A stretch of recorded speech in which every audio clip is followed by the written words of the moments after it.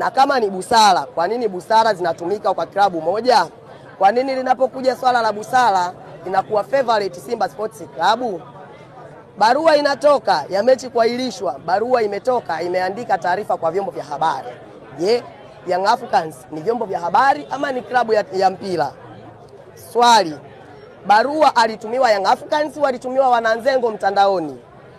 Swali, wewe kama bodi ya ligi leo umezikumbuka busara, kipindi unatoa maamuzi ya kuahirisha mechi haukujua kuna busara zinatakiwa zitumike?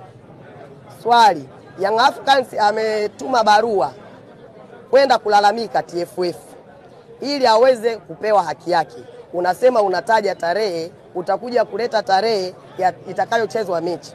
Unawezaje kutoa tarehe ili hali haujajibu barua ya mtu mwingine?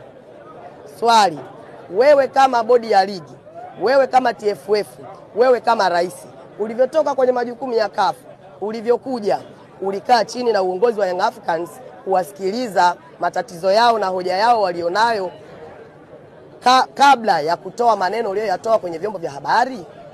Je, Young Africans hana mamlaka ya kulalamika? Swali, Young Africans yakalalamike wapi wakati wewe bodi ya ligi TFF huwezi kumsikiliza, ushatoa hukumu kupitia mitandao? Barua ya Simba inajieleza, barua ya bodi ya ligi inajieleza.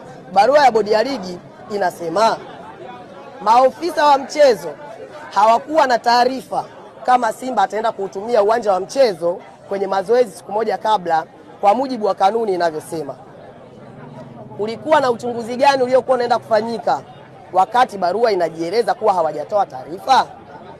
Swali, barua ya bodi ya ligi inajieleza kwamba Young Africans wamewazuia Simba kufanya mazoezi.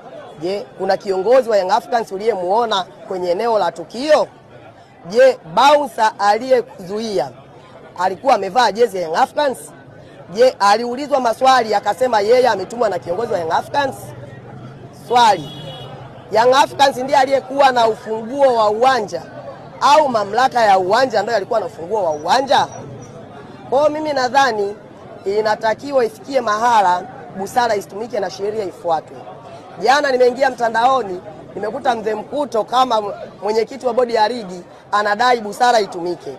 Kabla ya kuahirisha mechi, alikuwa wapi kutumia busara na kuongea na uongozi wa Young Africans? Kitu kinachojulikana, uongozi wa Young Africans ni uongozi ambao unaelewa matatizo ya watu wote, matatizo ya vilabu vyote. Ndiyo maana viongozi wengi wanakimbilia kwenye uongozi